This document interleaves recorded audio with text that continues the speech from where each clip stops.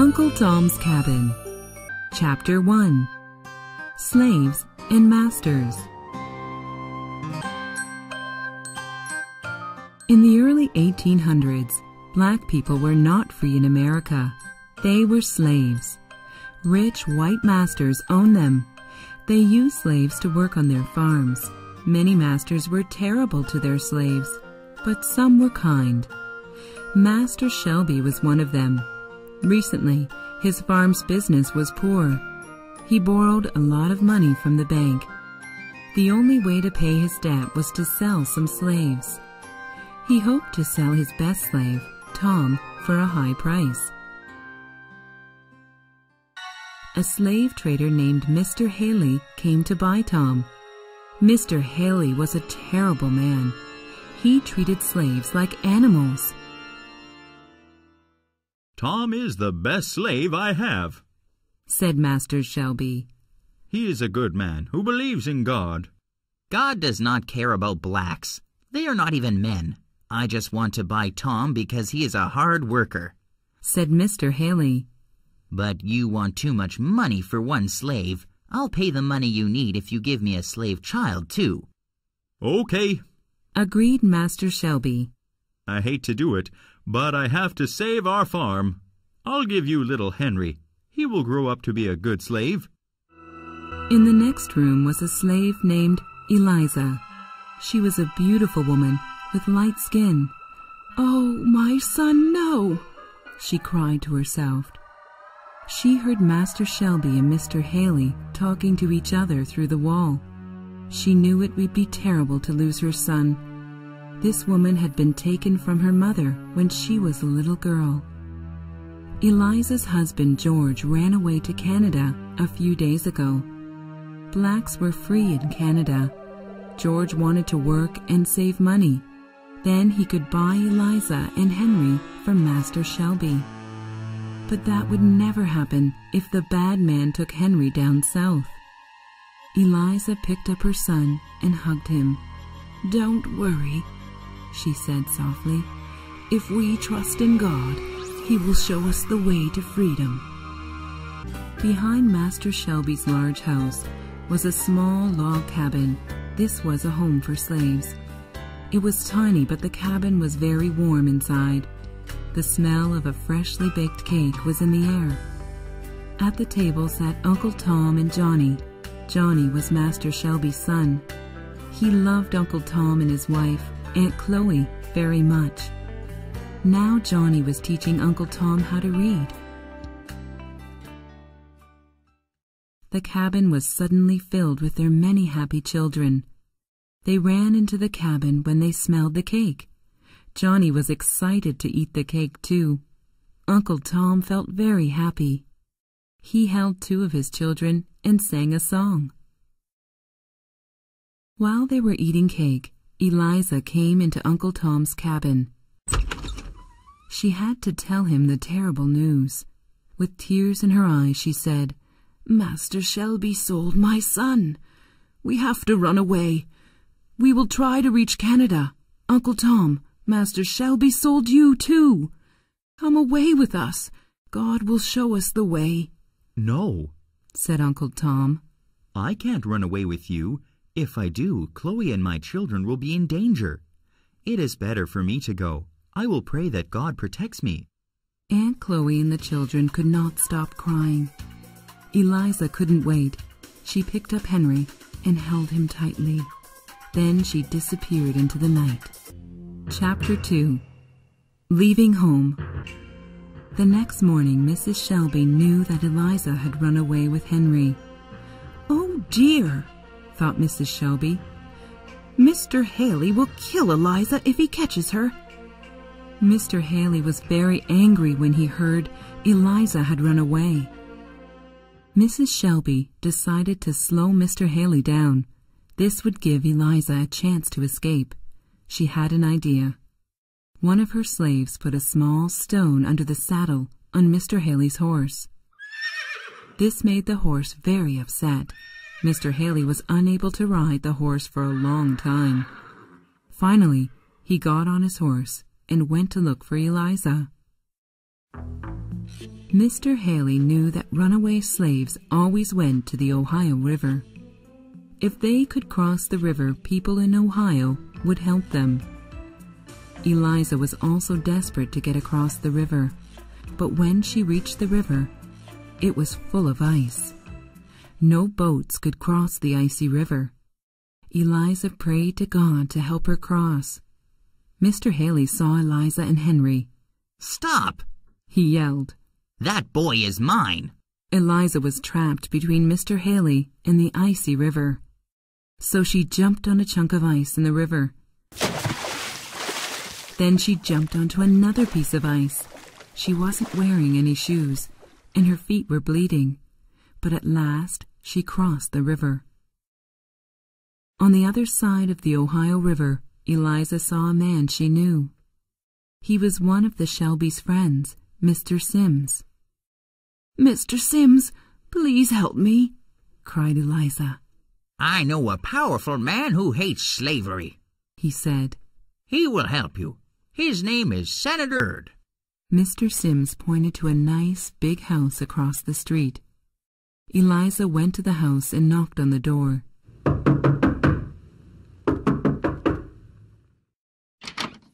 Mrs. Byrd let Eliza in.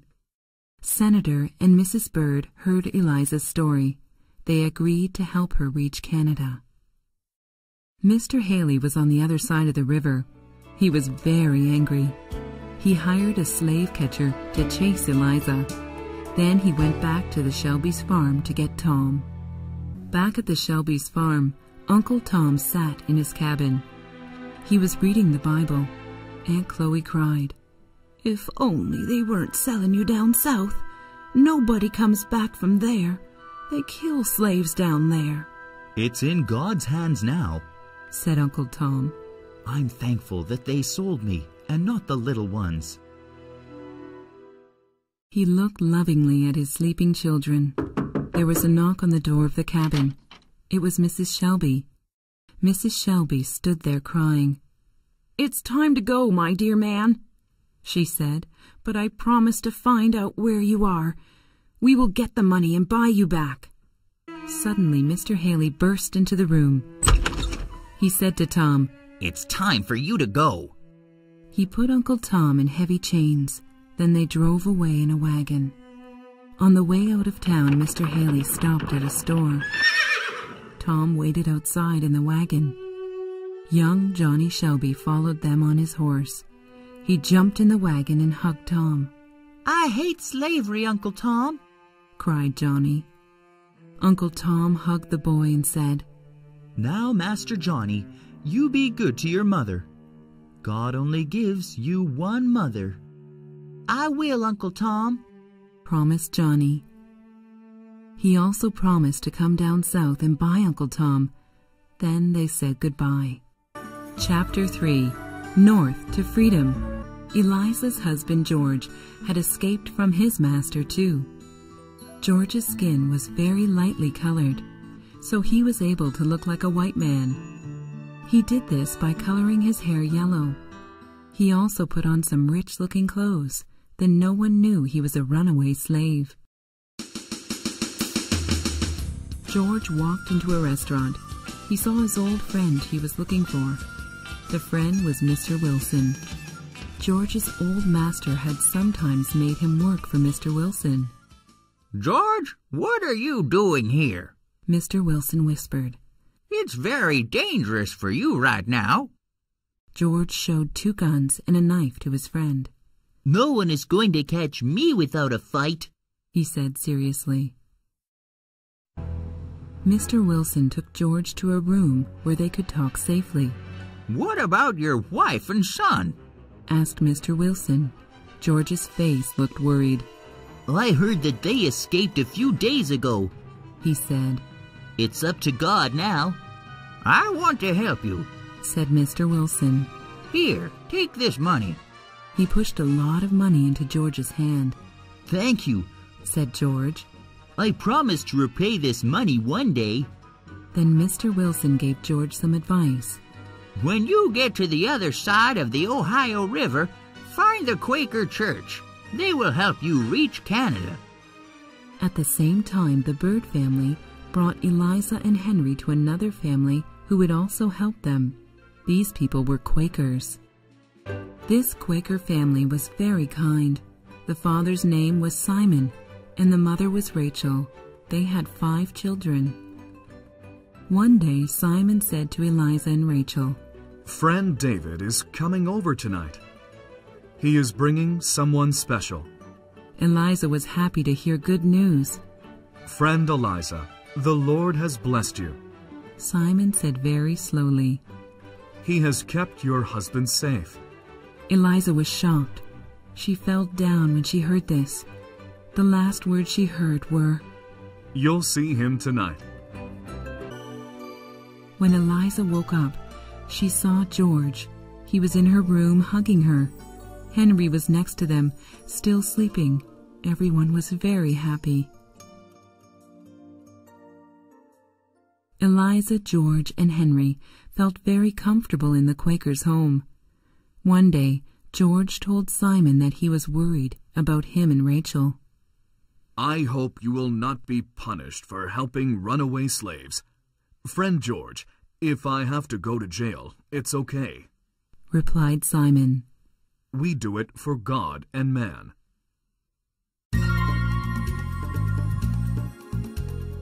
Suddenly, David burst into the house. We need to leave now. The slave catchers are coming. They got in the wagon and drove very quickly. They could hear the sound of horses following them. David stopped the wagon in front of a cliff. Quick, get out! Yelled David. Climb up to the top of the cliff. It will be hard for them to catch us up there. They climbed the cliff and waited very quietly. The slave catchers were climbing up behind them. Then one of them appeared. George pulled out his gun and shot the slave catcher. Then David pushed the man off the cliff. The slave catcher fell down a very long way. He lay there badly injured. Help me! Don't go away! The man called out to the other slave catchers, but they rode away on their horses. We will help him, said David. He can't hurt anyone now. They picked up the injured man and put him in the wagon. They took him to a Quaker home for care. Then David took Eliza's family to the border. It was the border between America and Canada. They were on their way north to freedom.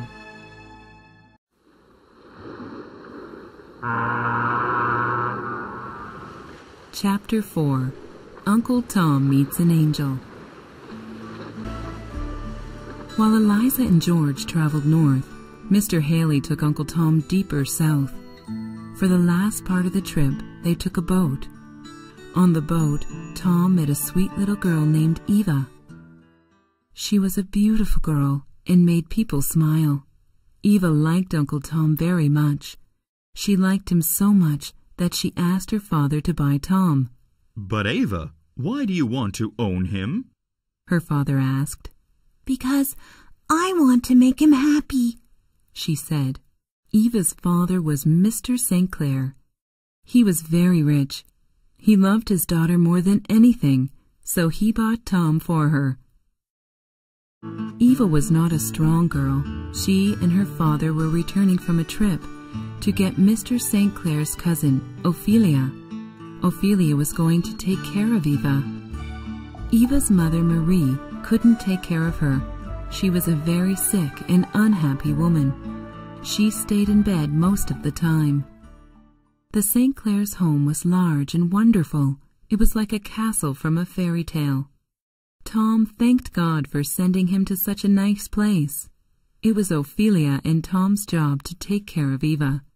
She needed a lot of help because she was so weak.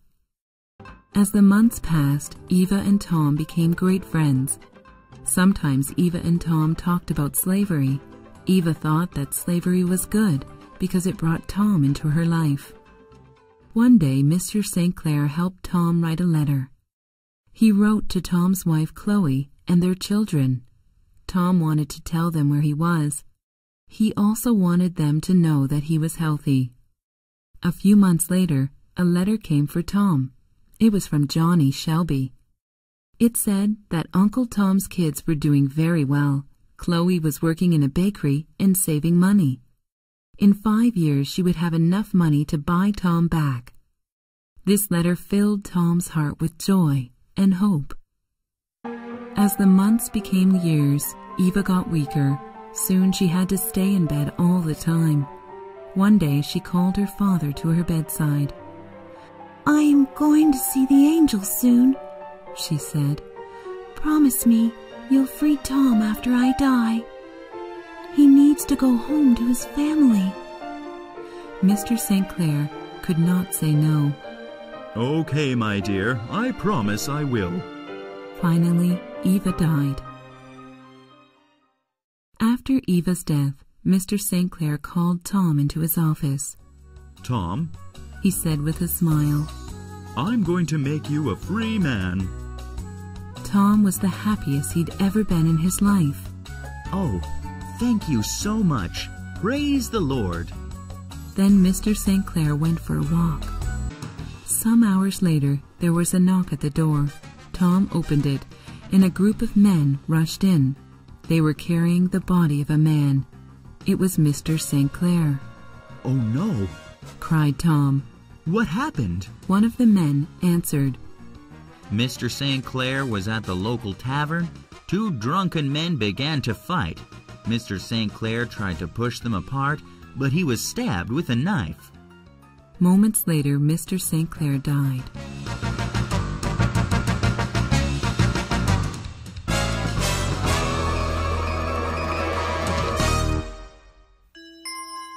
He had died before finishing Tom's freedom papers. Mrs. St. Clair sold Tom to a mean farmer named Simon Legree. Legree would take him deeper into the South. He feared he would never see his family again.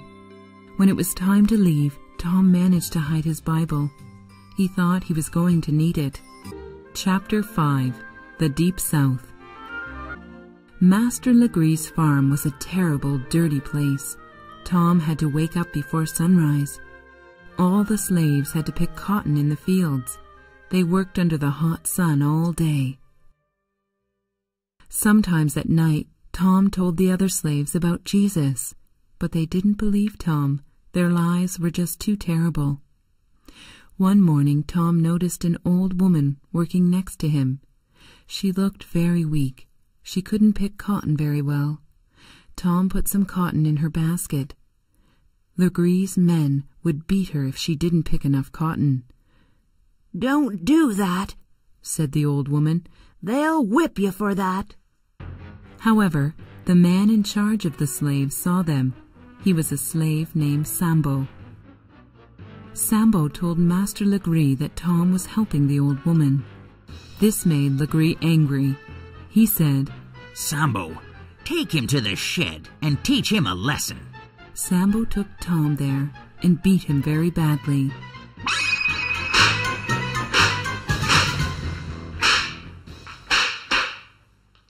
That night, Tom lay in the shed. He was badly injured. He couldn't move at all. Please, He cried out. somebody give me some water. A woman came to the shed with some water. Her name was Cassie. She was kind to Tom. She cleaned his wounds. Cassie told Tom her story.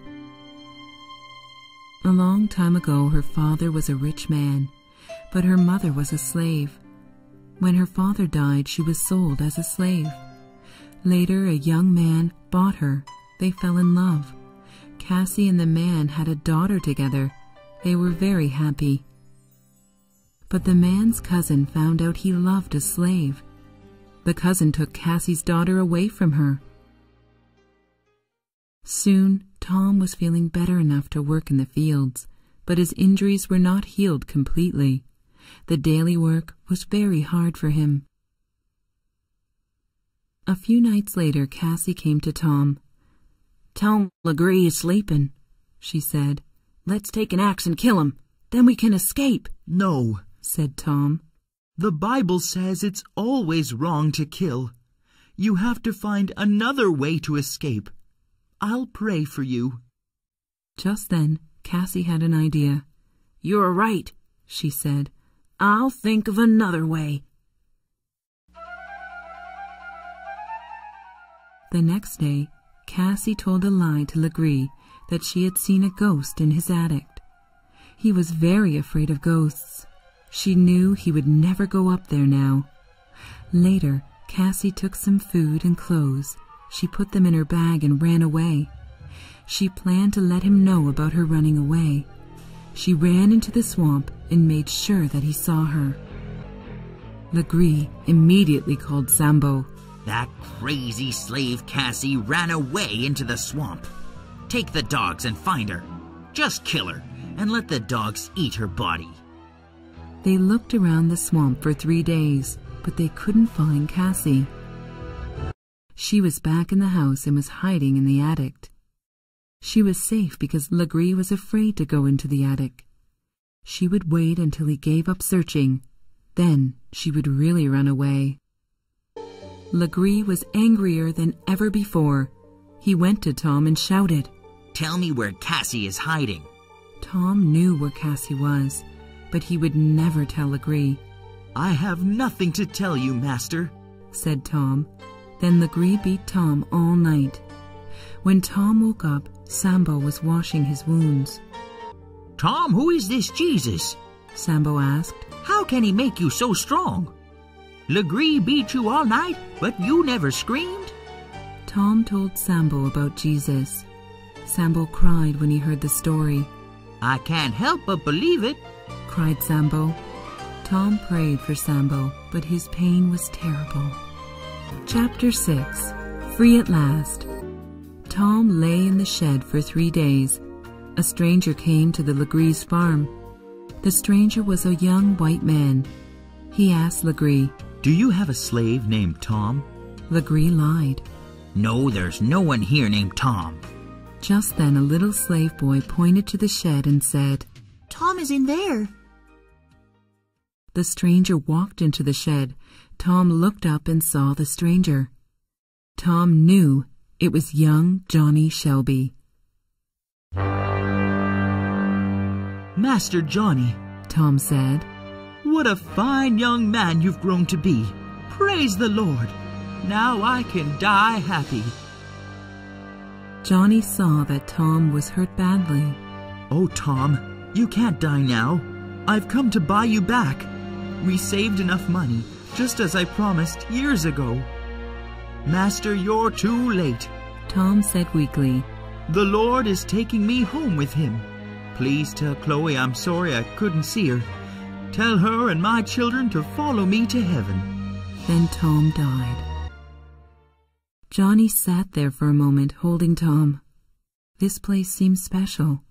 Johnny felt like God was in the room with him. That night, Cassie took a lot of money from Legree's desk. Then she put a white sheet over her body. She ran out of the house. Legree didn't follow her because he thought she was a ghost.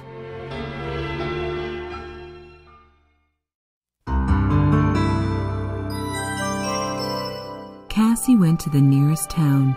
She bought some fine clothes and an expensive bag. Then she went to a nice hotel. No one thought she was a runaway slave. Cassie saw Johnny in the hotel restaurant.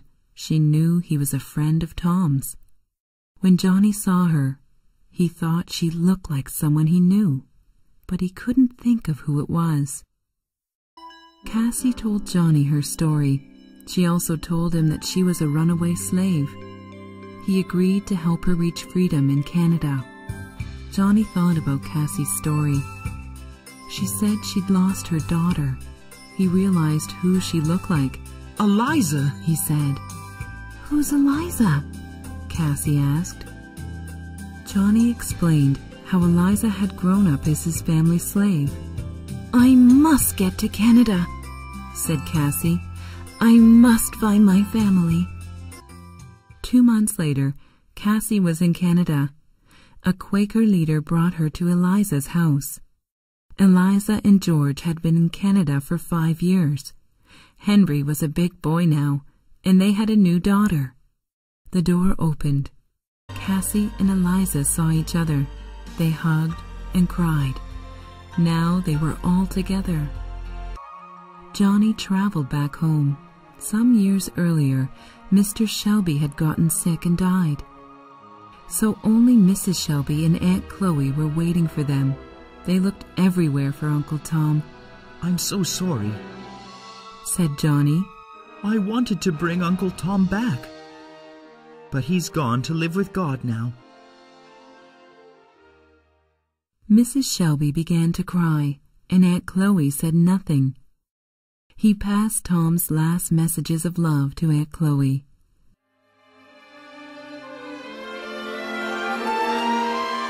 A month later, Johnny let all of the slaves on the farm go free.